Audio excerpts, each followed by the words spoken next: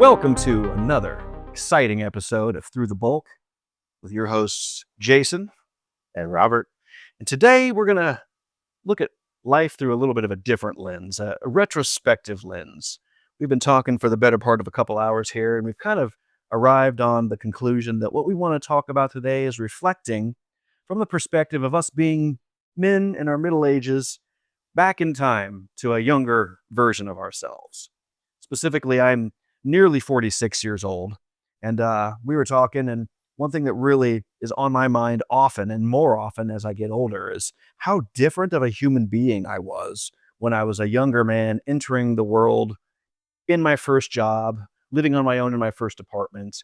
And the question I had was, would I even like the version of myself that existed back then? Would this version of me now in 2026, as a 45, nearly 46-year-old man, would I even like the version of myself that existed back in, say, 1999 when I first moved out on my own?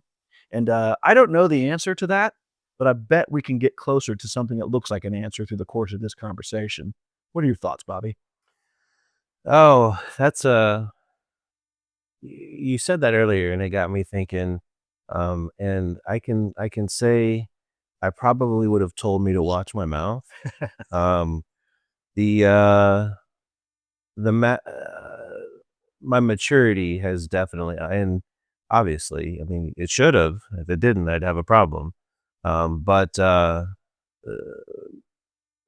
when I was in my 20s, there's that element of maybe being um more mature than you actually are, more intelligent than you actually are, and more bulletproof than you actually are.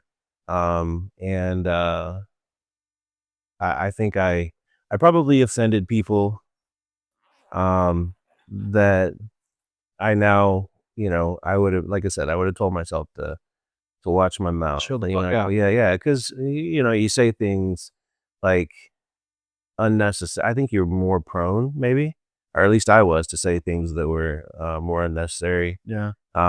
When silence probably would have been the better path, or at least a kinder, disinterest, maybe. I was very often guilty of saying very bold, brash, and very subjective things from this place of objectivity and supreme confidence in truth. In other words, I really believed my opinion meant more than it actually does in the scheme of things. Oh, truth. Um, what I like me is an interesting.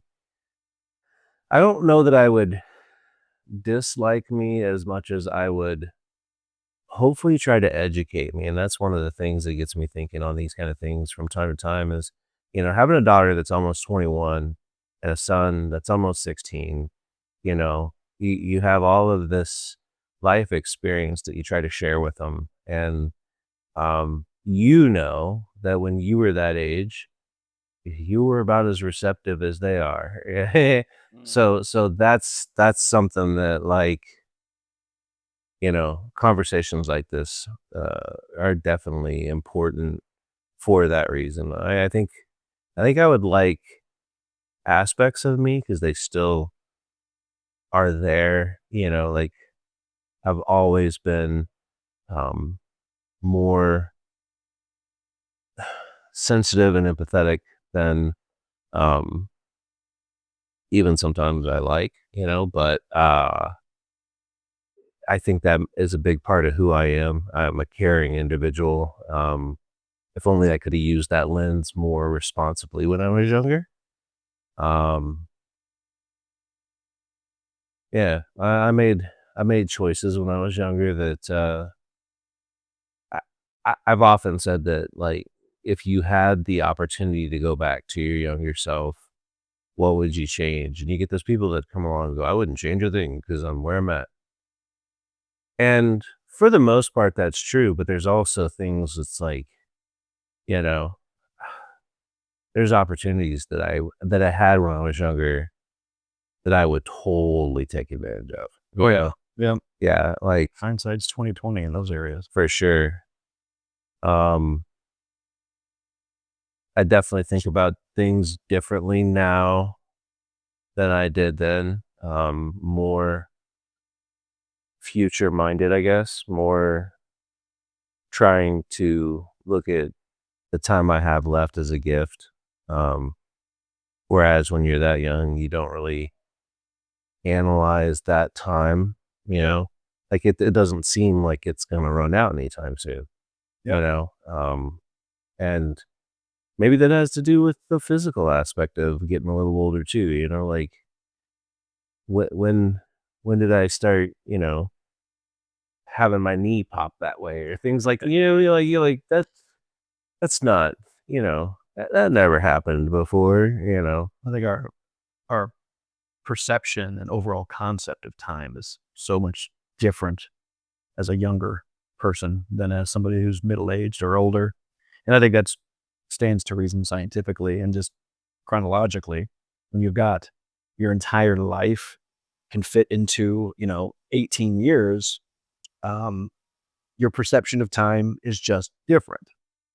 And I think that's why that notion of as you get older, time seems to speed up is so prevalent in the human mind because how we look at time, how we measure time, and how we feel time, I think is really predicated on experience and duration of existence. And the older we get, the longer we have in our experience. And that just changes how we perceive time, how we forecast time, how much time we spent thinking about a time that isn't now. The older you get, the more, at least with my experience, the more time I seem to sort of nostalgically reflect on things. Um, but I also think a lot more about the future than I did when I was a younger man. So I have much more of a past to think about and consider and be nostalgic about. But I also am more future oriented because as you get older, you realize that mental time travel is such a huge part of the human experience and preparing for things in the future that may or may not come, but based on this extensive and ever growing thing that we call our past, we have much more perspective on the future. And we consider conversations like this more often, where we do think about the differences in how we thought as a younger person versus the current version. And what we want to make sure, at least me, I want to make sure that the version of me in 20 years from now isn't effed in the A by decisions that Jason of right now makes. And that's primarily an expression of being effed in the A at this age by a younger version of myself that didn't have that same concept of forward thinking, which is, of course, because why would I when I have such little experience in relation to the version I am now? Why would I be as forward thinking as I am today? So I feel like most of our experiences, to a degree, are extremely similar in that and how we digest time and how it evolves as a notion within us over time. Well, the experiences we have lends to that too. Hmm. Um, it, I think I found out over time that I wasn't as valuable to a major company that I worked for as I thought I was, Yeah. and my loyalty was misplaced. Not that I was wrong for being loyal, but it wasn't reciprocal, and so that is something where, if I could tell younger me to put my energy into something, I mean, I developed a lot of good things because of that company, but at the same time, at the end of that ride, I was just like very, very disenchanted with the whole idea because it was, like you said, it's like, as you so eloquently put it, I think I probably got effed in the A by my younger self in some aspects of that because, where could I have invested that time differently and um, probably been in a better place by now. But Well, then you look at it through the lens of like time travel. Like, if you could go back in time and give your younger self some guidance and advice, how much of that would you divulge? Why I say that is, paradoxical as time travel is, if I go back and I give my younger self some additional insight and things, without that version of me having to learn those things on his own, would I even be the person that I am today? And I think absolutely not is the answer.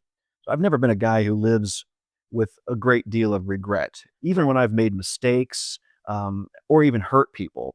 There may be a big part of me that sort of would would definitely agree that I would have done things differently. I don't necessarily regret because I am who I am in this moment because of those decisions or indecisions. And I don't want to alter my trajectory too much, not in order to gain more wealth or more status, um, at the expense of this version of myself today that I actually, as I get older, like more and more. I understand more and more.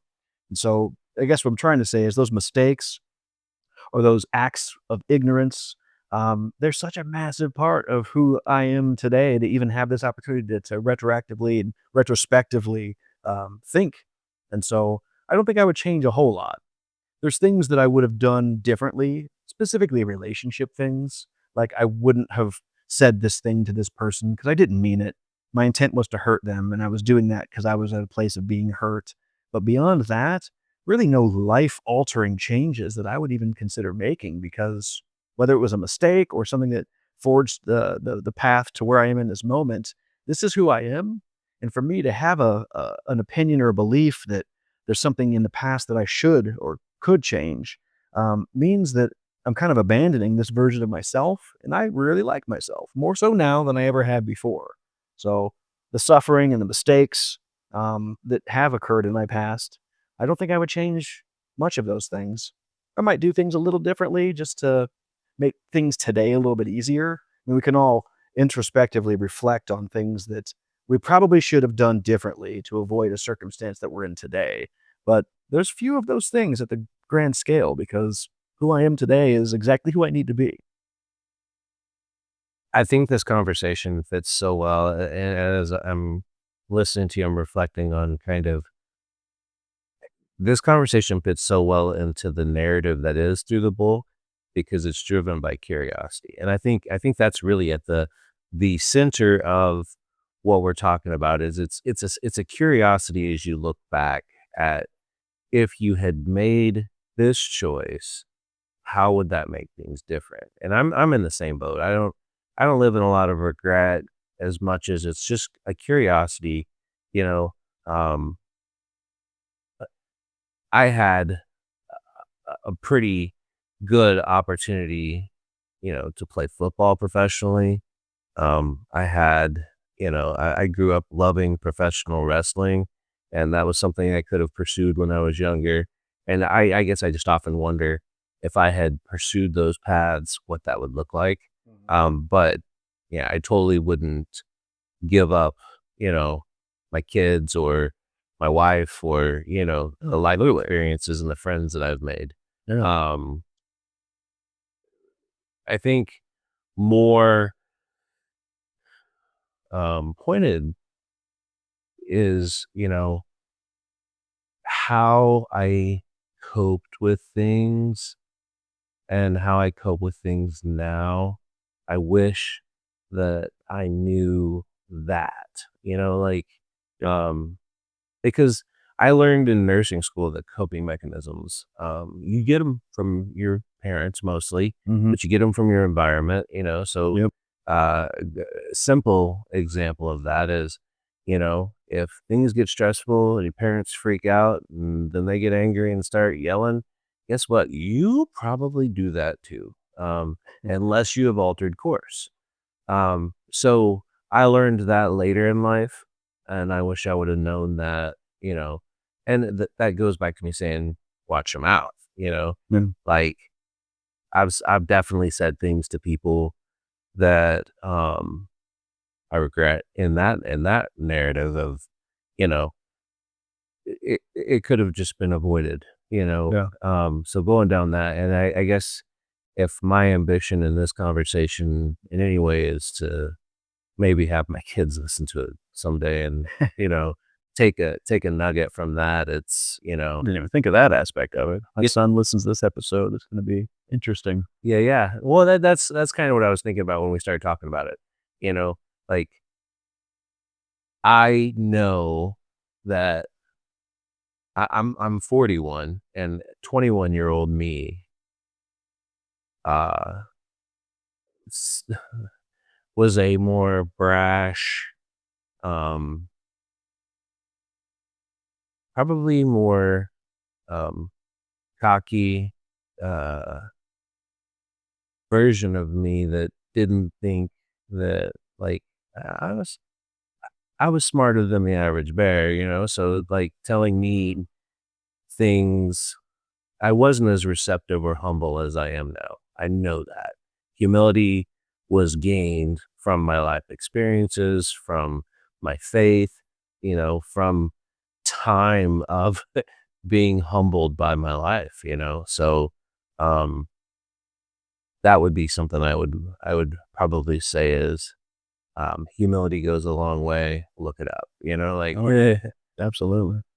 So much of my past, going back even into my teenage years, is so steeped in substance abuse. Specifically, alcohol was the chemical that really I got hung up on up until probably it's been almost 9 years since I took my last drink, almost a decade now.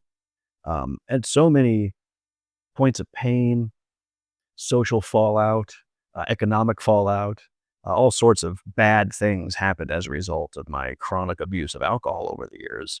But even something as grave to my health, I mean, I almost died from abusing alcohol, and that's why I quit. It was literally to save my life. But it's since getting sober and being able to reflect inward and backward and look at the course of my life. I don't know that I would have the appreciation for still existing that I do now, or the understanding that there's a universal debt for me to make up, and that's something I hold within myself. And what I mean by that is I owe the universe a little bit of interest on still being alive after all those years of making really bad decisions and putting myself into perilous circumstances and almost drinking myself to death. I don't think that I would have this appreciation for the time that I have left, and the relationships that maybe I still have an opportunity to salvage if I hadn't first been so internally corrupted by being so hung up on alcohol. So even something as awful from my past as my abuse of alcohol, I don't think I would change a lot of it. There's relationships that I wish that I wouldn't have damaged. There's people that I wish I wouldn't have hurt. But I wouldn't be who I am today and have the type of mindset that I do now if I wasn't someone who's recovering from alcohol abuse.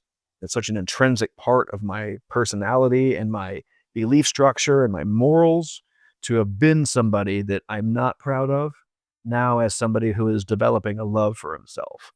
So those shitty chapters of my life are so important to the story overall that I just don't know that I would really want to change a lot. And that seems counterintuitive if you're somebody who's struggled with alcoholism or any type of substance abuse. But luckily, I survived it and I didn't kill anybody because I'd probably have different feelings about it had those things happened. But as it were, I escaped and have a much different perspective on reality at large than I did when I was still on alcohol. And I don't think that I would have this degree of clarity and ambition and an internal reflection like I do today had I not been through that. Or should I say, I hadn't put myself through that. I think that's a very good observation, and I feel like it's a good place to say, you know, um, first and foremost, if somebody is listening and they're younger and they are battling with something like that, you're strong enough to put it down. We both put down things like that. I Yeah. wasn't so much of an alcoholic, even though I was raised by one for the most part. I mean, until he left. Long story, Yeah. but uh, I dealt with alcoholism in my family, and then uh, I had a very very strong opinion about if I ever started craving alcohol, I was not gonna mess with it. You know, I was just like I was like, I'm not gonna put myself there. But I didn't form that same ideology about weed, and Mhm. so I let myself fall into that trap for a long time, and told myself that I did it because of my anxiety, and it was a crutch, and it was a coping mechanism that was unhealthy. Um, and now that I've walked away from it for a good amount of time, and I mean, it's been, what's it, January 26th or February 26th? Probably end of 2020, I think. So It's been a while. yeah, yeah. And even that last dance with Mary Jane. Yeah, that last run was more of a I had a friend challenge me and say, "Are you afraid that if you picked it back up again, you wouldn't be able to put it down?" And I was like, "No." And they were right. I did struggle to put it back down after that. And then once I finally let it go, it was, now I keep it at arm's length because I know what hold it has over me if I give it. So A skill you developed along the way. exactly, Yeah. exactly. And That's the thing about humans. We can actually develop new skills, including how to manage one's use of substances. Now, that's not for everybody. That's one thing that I would probably, if I could go back in time and have a conversation with a younger version of myself, the one thing that I know that I would say is, hey man, you don't have to wait until your kidneys are failing and you're about to die before you stop. You can stop before that. Now, that version of me that made that decision that day is still very confident in that if it wasn't for that, I wouldn't have quit. Um, but if an older version, a smarter, a more refined and regal version of myself like I am today, went back in time and cornered that younger version of myself, I still think I would say, hey man, you don't have to wait. You don't have to wait until you're almost dead. You don't have to destroy more relationships. You can actually do it, I don't know, right now. And you're still going to be fine. You've got still the horrible experiences that lead to your character that you have today, but you're not quite at death's door. And maybe is a one or two more relationships that you won't destroy because of alcohol. But beyond that, it's a valuable part of my backstory for whatever that's worth. working in the travel industry now, I would, and this is probably a selfish, ambition at least. But I would have totally, like, once I discovered cruising just a few years back, not even a few years, it's been only a couple years. Uh, I was like, man, if I had known about this when I was in my 20s. So that was my buddy. He introduced me to cruising, and he's like, "Hey, would you want to get certified to be an efficient and help me and my girl get married?" And I was like, "Sure." He's like, "Well, listen to the whole, proposition. We're gonna do that in St. Thomas." And I was like, "Okay." He's like, "So would you be willing to go on a cruise?" And I was like, "Yeah, I will, but Twist my arm, I guess. I ain't got it like that." I said that to him, "I don't have it like that. I'm not, like, I don't know that I have the money for all that." He's like, "You do. Like, it's not that hard." And it's not. So that's something, um, as somebody who now just treasures, um, going and seeing national parks and going on cruises, I would teach myself to travel more Yeah. and see the world. But again, Yeah. I wouldn't know that. Like, of course we can go down that rabbit hole. Oh, yeah. Like if Yep. we go into the time machine, like Yep. time travel, and the paradoxes there, we don't know. Would I create a branch alternate universe where I'm well traveled and maybe lonely? I don't know. I don't know. It really doesn't make sense. And I think that's why nature prevents time travel because the paradoxes are just, they're irreconcilable with If I reality. left me, would I just kill the time continuum? That's, I made a video on that. And that's one of my postulates. Yep. It's like matter touching antimatter. The one trend that I see in my feed, and I don't know why that is, and so I don't know if that makes me sound weird or not, but I see at least once a day, there's a post from a female creator to varying sizes of success that reflect on this one notion of why so many younger women like older men. And through that discussion and through that weird very niche seemingly type of content, I've heard a lot of things that make sense to me, and they often align with things that I've experienced along my way. And speaking directly to this version of myself in relation to my younger self, I am much more patient, like to an alarming degree. My patience and my ability to sit with discomfort resulting in, being anxious or, being impatient, my skills and abilities to be able to exist in that capacity are huge, compared to when I was a younger person. And it just so happens patience, which seems to be for many of us acquired along the way, is a valuable asset, an attribute of being in a successful relationship with a partner. So that makes sense to me. We've also been through a lot. Most of us have had a lot of pain and suffering and things we've learned from, throughout the course of our coming up, and that just leads to a different type of character than I had back then. Some of that's related to there being a more fully formed frontal lobe, but most of it is based on experience, being hurt, hurting people, and identifying things that I can do differently to avoid those things from happening. And those things settling into the type of person and the specific exact person that I am today. So when I hear these younger, early 20s people, females online, I hate to say females, but the opposite sex of males is what I'm referring to, not in the red pill sort of way. Um, I hear them saying that they really appreciate some of the characteristics that seem to just come with aging. And that's a direct reflection of experience, tolerance, patience, wisdom, knowing how to treat people, identifying traits in other people, and adjusting your style of interaction based on your prior experiences of either upsetting somebody with a certain personality type or a certain opinion. Just learning how to traverse the scene in a more humble, and way seems to be a really attractive asset to people looking for successful relationships. And some of these content providers will go so far as to give you statistics as to how many younger men or older men are with younger women, and how that seems to actually be a fairly successful relationship type in the modern, times and modernity.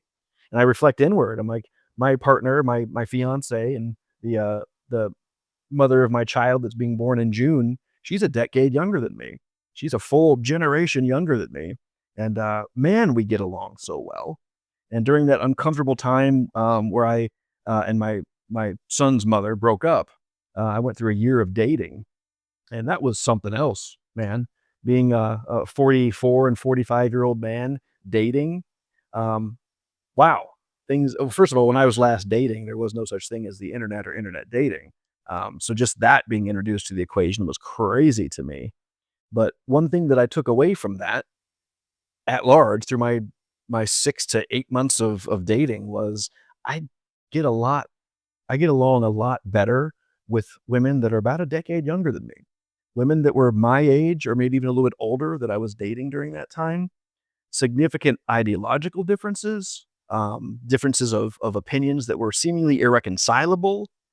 Just I had struggled to connect in a way that was meaningful enough to me for me to want to pursue a relationship.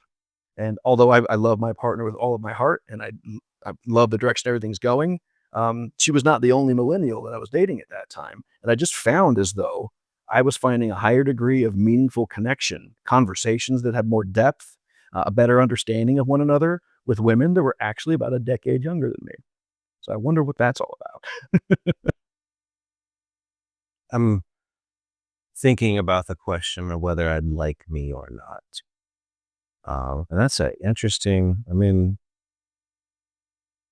I ask yourself that if you're listening, will my future self like me right now?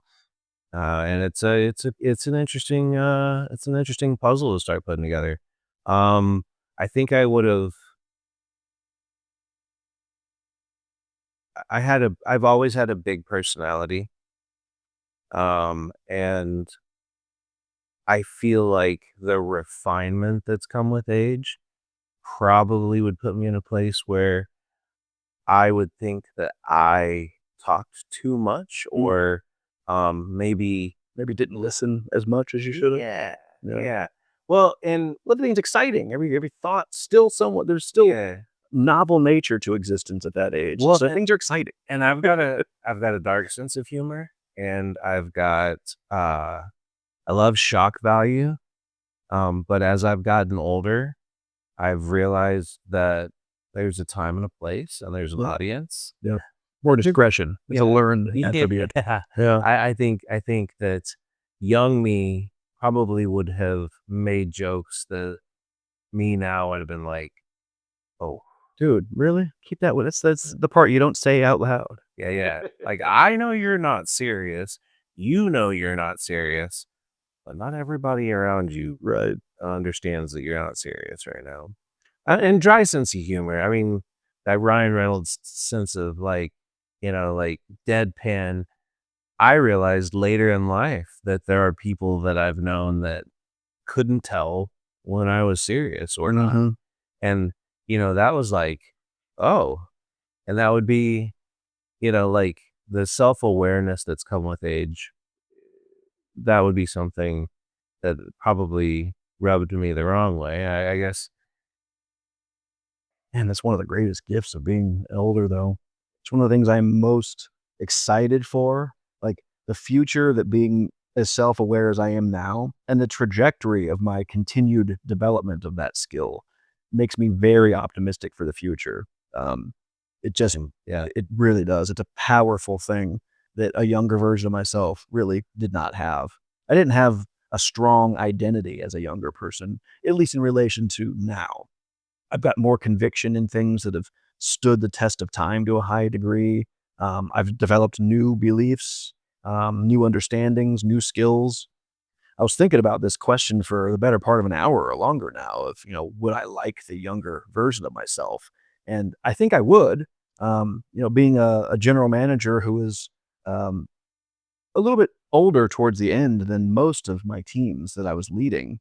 I mean, by the time I started at that company, I was 20 years old, maybe 21. I was 21 years old.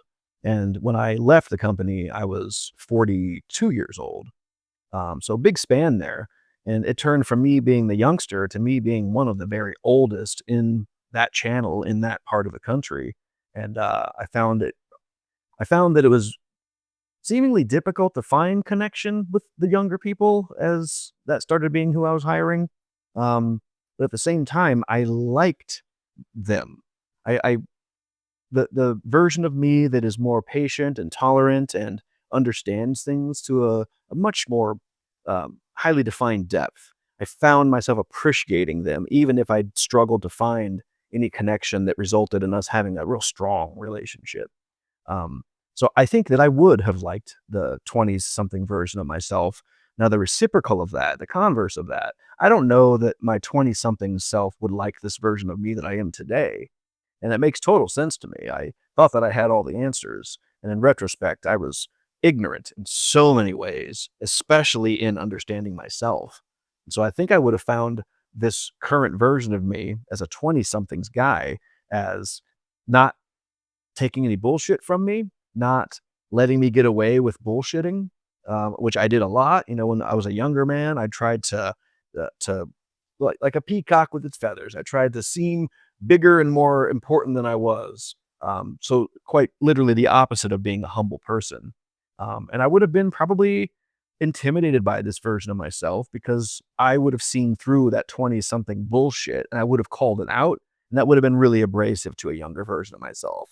So I would have created a narrative that this old bald guy is this know-it-all asshole who's just mean for the sake of being mean. He's jaded Gen Xer. I would have had a whole narrative like that. When in reality, I was a dumb kid who thought he had all the answers and was still piping full of testosterone with a very underdeveloped fully frontal cortex and just a real dick compared to the version I am now. Not that I'm dick free at this point. I still can be a dick. Um, but it's a much more self-aware and humble dick.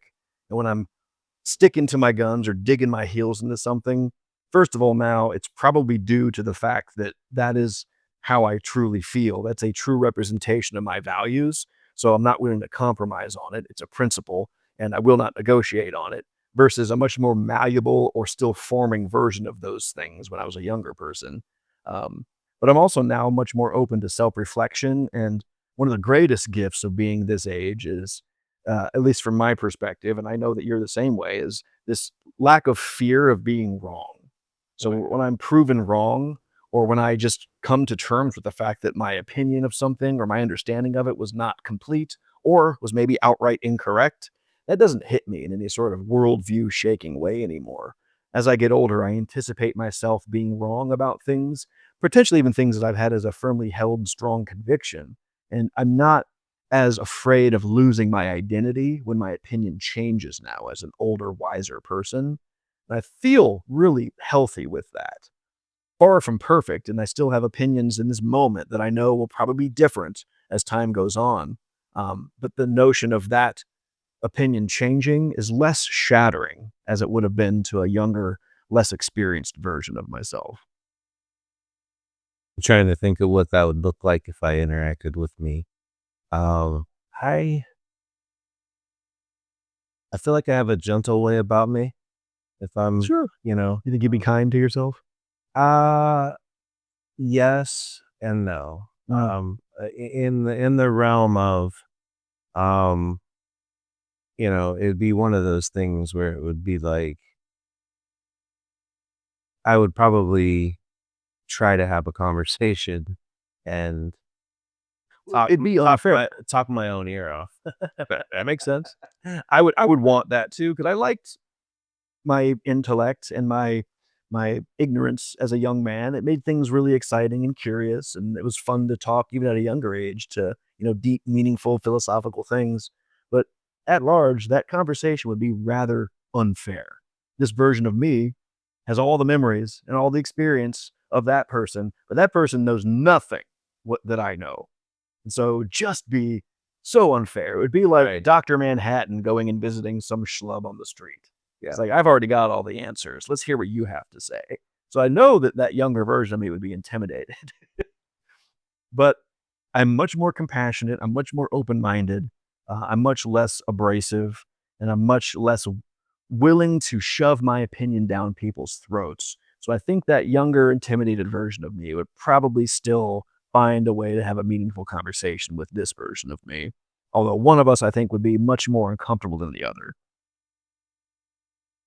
I think that I was more probably myopic on, and of course that's part of being young too. Oh, yeah. You get tunnel vision on your life.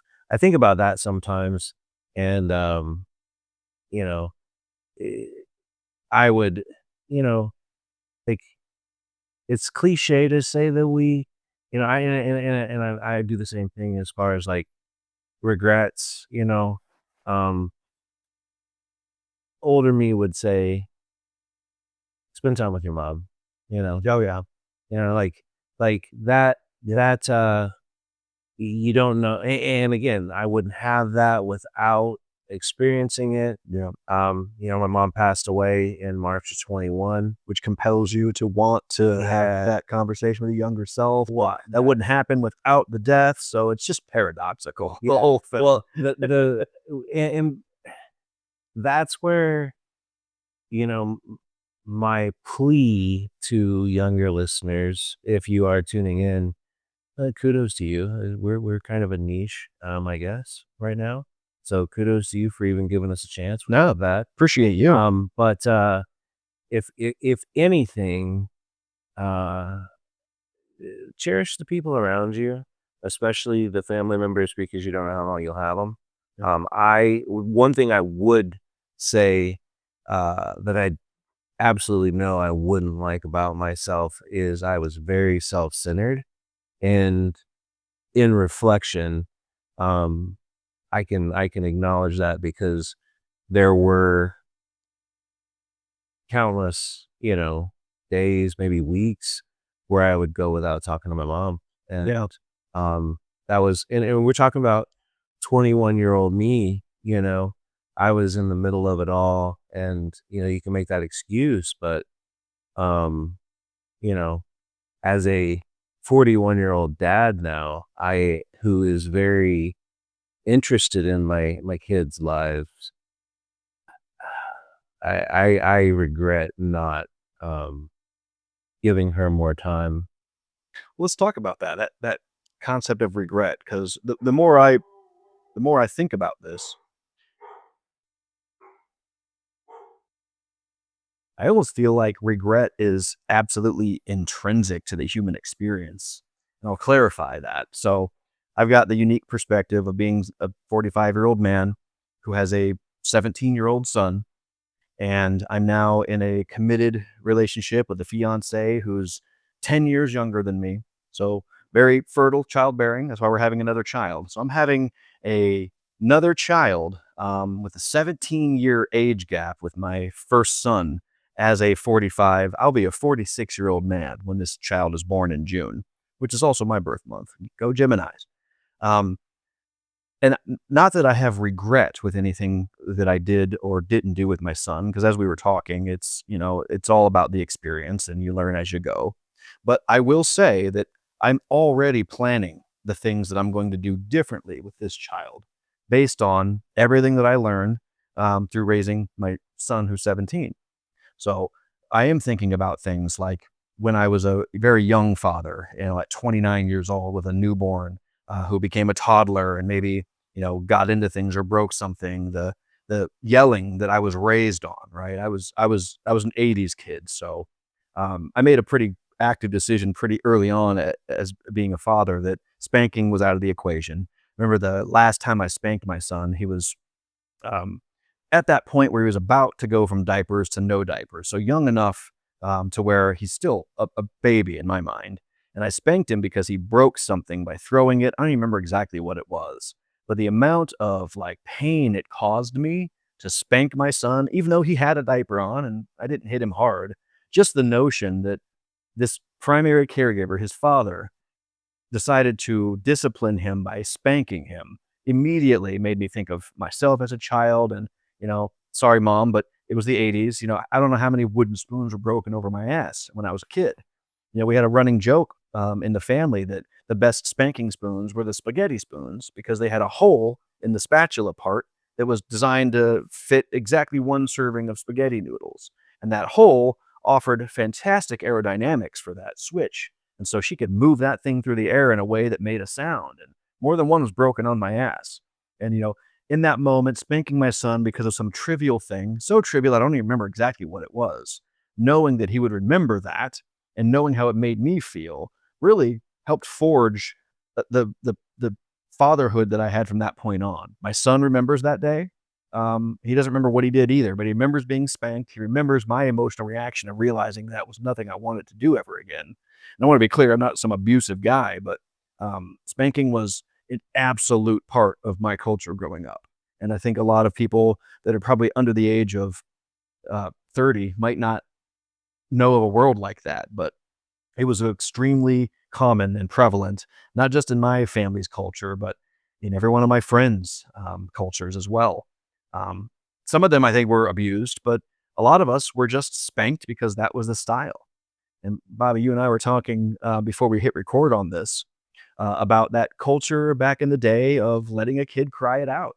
If a kid was struggling to go to sleep or whatever, and um, or whatever it was, sitting at the dinner table, not wanting to eat whatever food was being served. Back then, you were left in that crib to cry.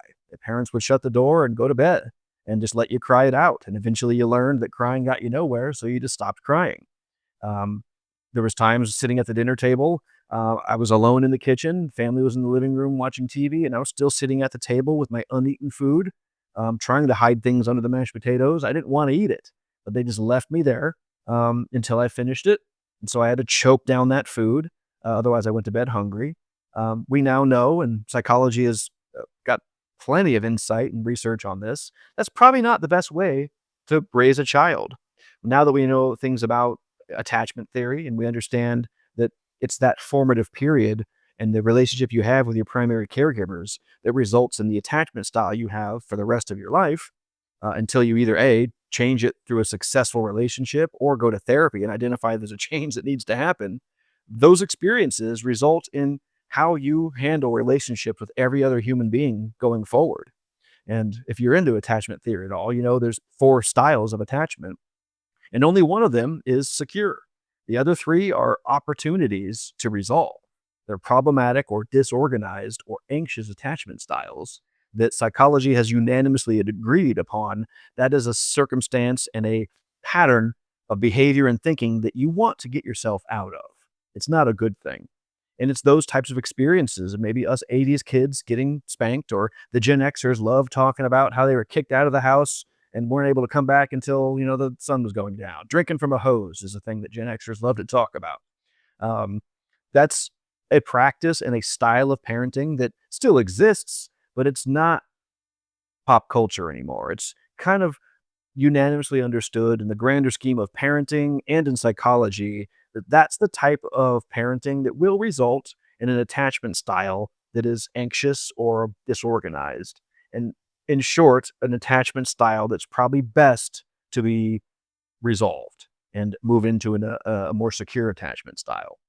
And so all of these things between when I first became a father till now, plus the experience of raising my child and learning what works and what doesn't, um, really has altered the trajectory for this child that's yet to be born. So, um, our young man who's in the womb right now, who we have still struggled to find a name for, now that we know it's a boy, whatever his name will be. If you're listening to this in the future, son, you can thank your older brother Roland for how amazing your childhood has been thus far, because it's from the mistakes, or not even mistakes as much as the learned experience I had in raising that boy. Has played into a whole quiver full of new tactics, new beliefs, new things I'm excited for, things that I know to avoid, perils and pitfalls that I know now that I probably have a better hand in helping my child, prevent from happening based on the experience I had in raising my son. The the impact of our upbringing and where that left us would probably be another conversation I'd have with myself. There was a lot of anger that I had to learn to cope with, deal with, and I would say probably at that age, there was unresolved. And to some extent, through therapy, I've learned that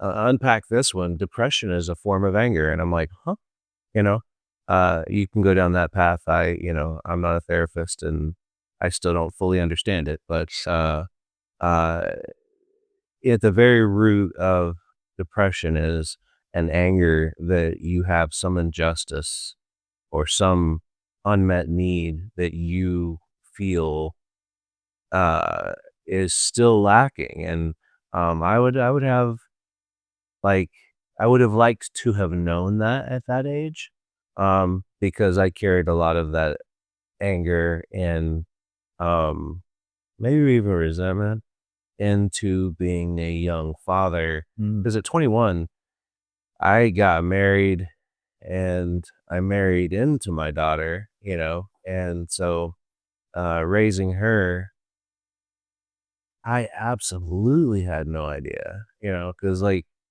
all I've got is my mom for really a great example of parenting. And she was a workaholic. She was just like, Yeah. you know, I think that term itself was coined probably in the 80s, maybe the late 70s, when women were in full force in the workforce, workaholic. I remember hearing that all the time when I was a youngster. And if you're anything like me, it resulted in, I'll just say I was a latchkey kid. I spent a lot of time at home alone at an age where now I don't even know that it's socially acceptable. I have a guilt of it, or had a guilt of that notion as a father of an adolescent boy. And so we just chose to not be that type of family. And luckily, my son's mother and I had opposing enough work schedules to where that was really not a huge issue. And we were, privileged enough to have the means to provide, high quality daycare and things. But as a child, I would walk home from school. Contrary to popular belief, it wasn't uphill both ways, although it was a pretty steep hill that sucked in the winter.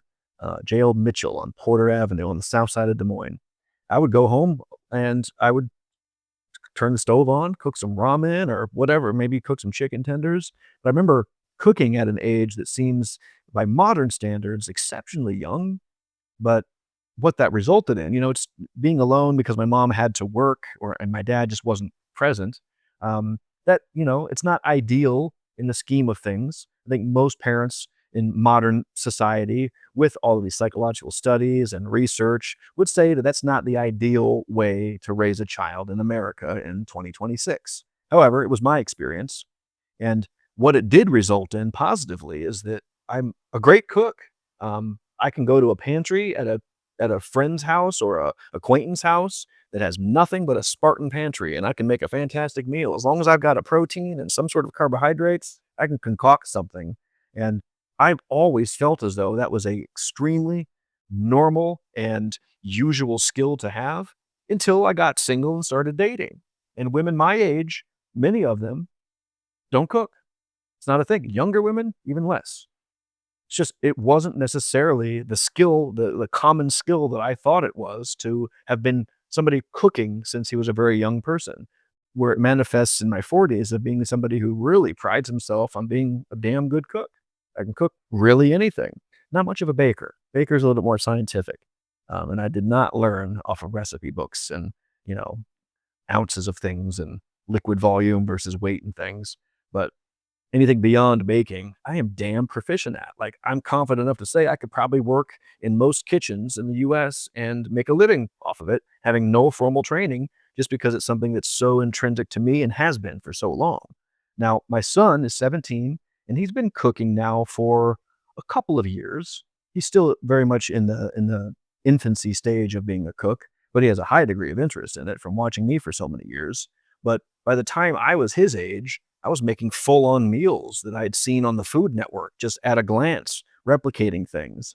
I know that sounds like I'm really giving myself a lot of credit for being a cook, but it comes from a place of being a latchkey kid who just kind of, in many areas, had to figure that shit out on my own. And it just resulted in a different path that has its unique attributes, but also obviously has its own unique defects as well. And I discover more and more of those as I, go through this personal growth journey and therapy and, research and understanding childhood and how it affects the current version of yourself. There are things that I definitely understand why are no longer so prevalent in the vernacular of being a parent in 2026. But nonetheless, those are my experiences. And I feel like I've made the most of them. But as much as I love the version of myself that I've developed into because of those experiences, I find it funny, ironic almost, that I've done so much as a father today to prevent my son from having to have those experiences.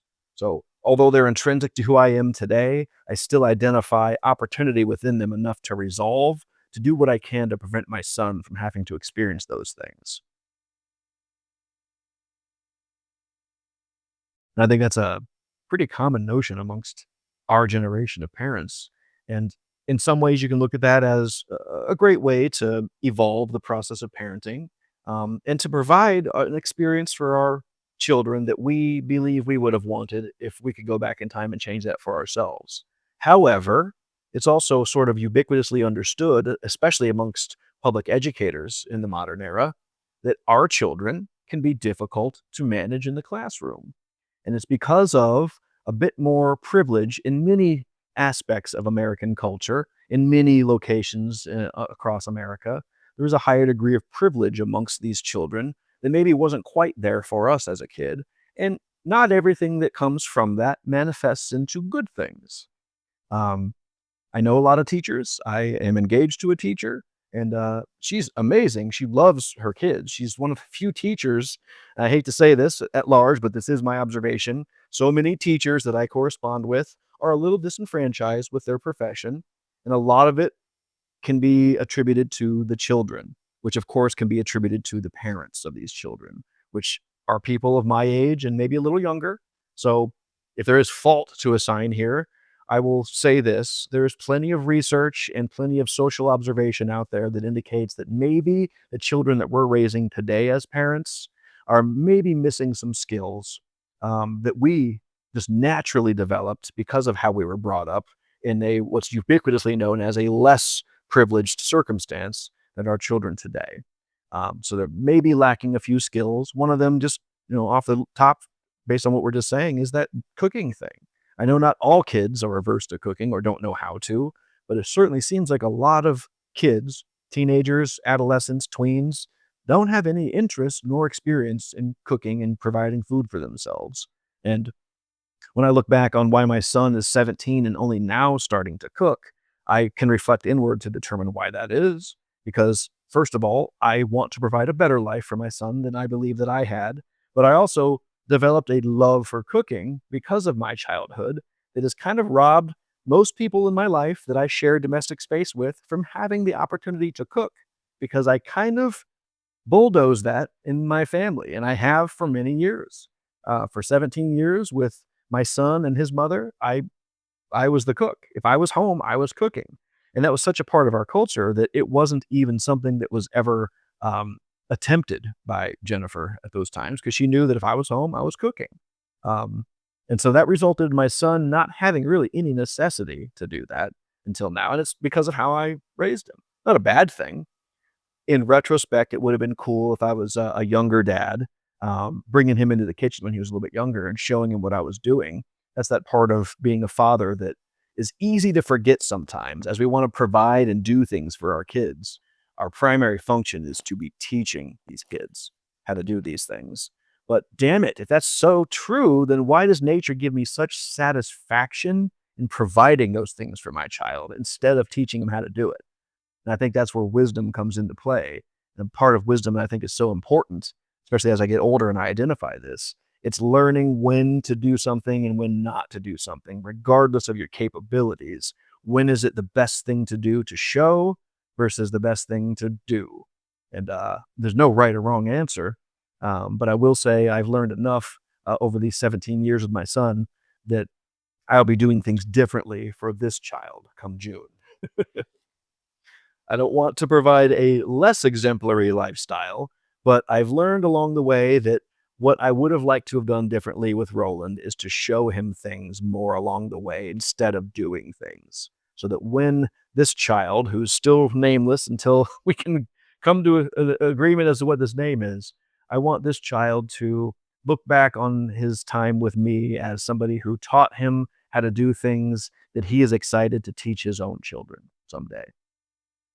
I don't know if that comes back because, like, until my stepfather came into the equation back in like 92 when I was 12 years old, my biological father was just a piece of shit dude who was never home. He was either working or pretending to be at work while he was out gallivanting behind my mother's back. And so I learned nothing from him in the grand scheme of things. We didn't really play catch. He certainly didn't teach me any domestic skills, none of that.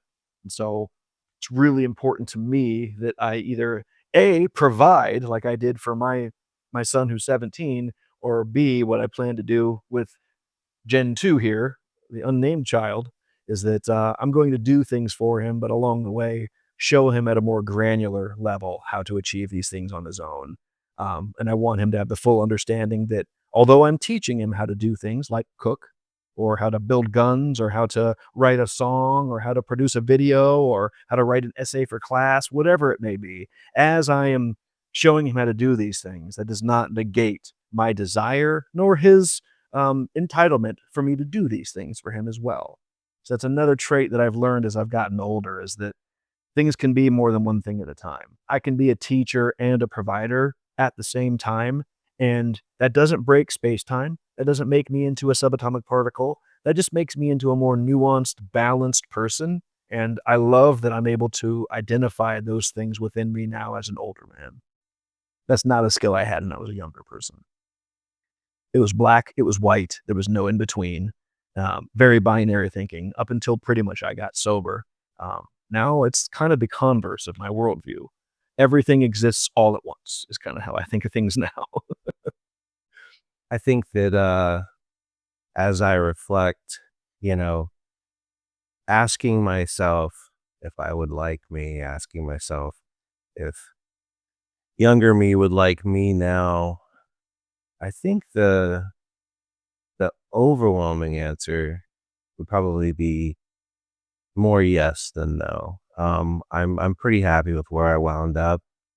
I'm enjoying my life right now, and there's always the what ifs, you know, but to say more of one ingredient or less of another would have been ideal is ultimately unfair to both ends. Yeah. It's unfair to me to judge myself that way, and you know, it's definitely unfair to me and my younger self to judge myself because there was a fatherless element in my house. Mm. That is something that I've taken a lot of pride in, and that I became a good or better dad, because mine had other priorities. Yeah.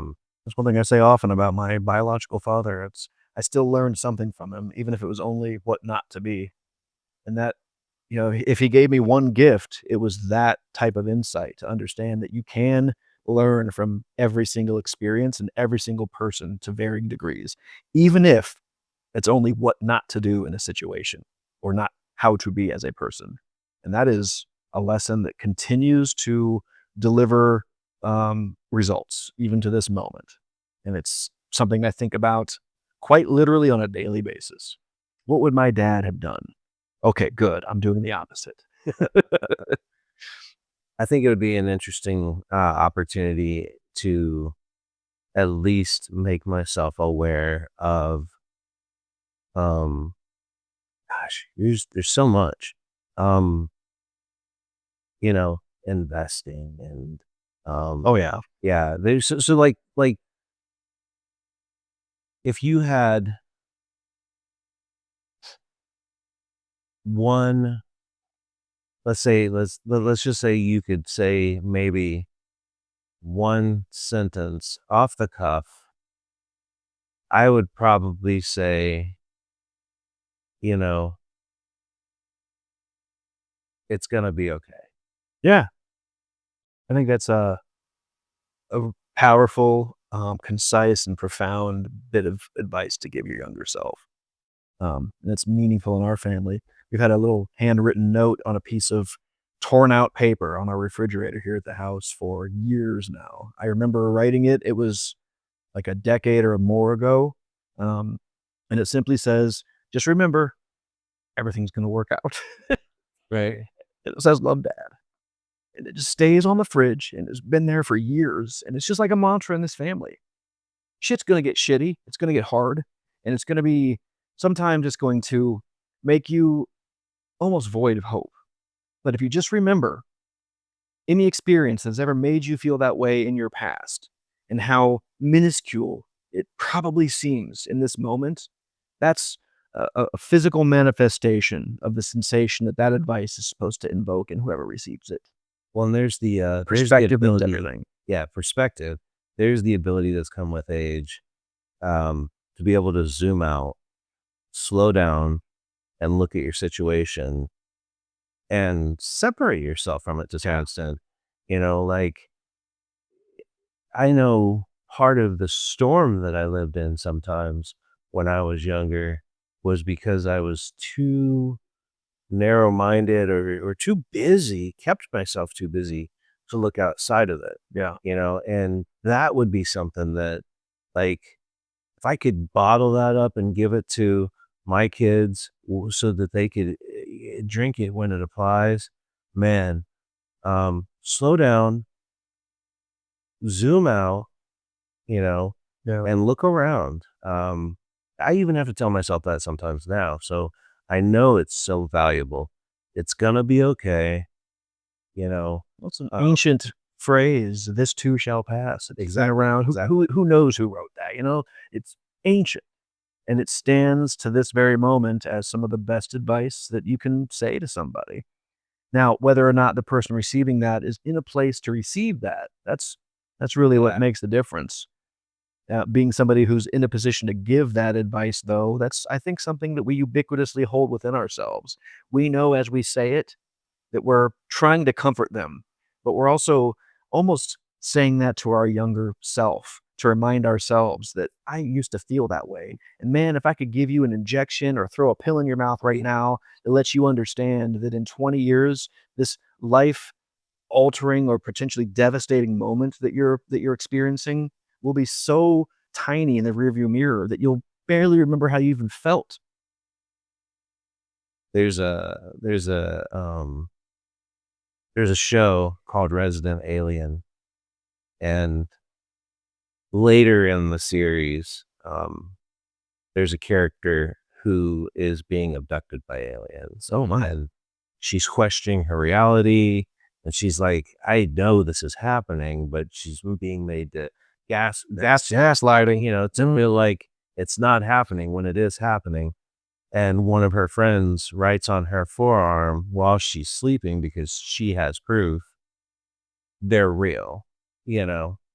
And the moment that she wakes up and sees that is so empowering, you can tell. It's validating. You see it for a person whose whole sanity was just validated. Yeah, You almost can feel it on their behalf. yeah, and that would be I'd probably, you know, try to sneak something like that where, it's like it's not that serious. Like whatever you're going through, it's gonna rock you, but you'll be tougher on the other side. So that's yeah. I think that's ultimately what this conversation and this journey will wrap up for me is um would I like me? Eh, well, probably more than not. Just because uh, I feel like I've always been pretty cool. and humble, so humble. Um Clearly. but I think I've generally been a pretty good person, and I've got good friends that have stuck around, and I've got, you know, uh, I I think that my friends would validate that for me. So I think, yeah, probably would like me more than I don't, and the rough edges, oh, it'd be hard, but if I only had so much time, I'd probably just let time do its thing and, sand those off, even though it hurt because I, uh, I love my wife and, Yeah. I love my life and I wouldn't trade it. So here I go. It's one thing that I said recently, and I think more than once to several people on separate occasions, is that I look at my life right now, um, the prospects, the privilege that I've got, the fact that I'm able to devote so much of my time and energy to creating things that I love and just having so much fun. I fucking love my life, and it's really good. And I no longer have to look around at other people to find somebody who's got it worse than me in order for me to be very satisfied with what I've got going here. So, with all of that, I guess I would say to my younger self, thank you for surviving through your sweat, blood, and tears to get us to a spot where I am in this very moment. Um, and I think that that's okay. I think I'd be a liar if I didn't say that along with all of that advice, there may or may not be a paper that says like invest in technology and, like Apple and Samsung and Xbox, just a few. I'd be a liar if I didn't say that. But yeah, overall, it's going to be okay. Gonna be okay. Well, thank you everybody for joining us. This was a interesting topic that I think anyone who's listening can find connection with. Whether you're the younger version of your future self, or if you're a older, wiser person such as myself or Bobby here, I think we all have some common ground to be discovered with a topic like this. So, thanks for listening. We look forward to seeing you next time. And until then, this is Jason, And I'm Bobby. and we will see you all next time. Bye bye.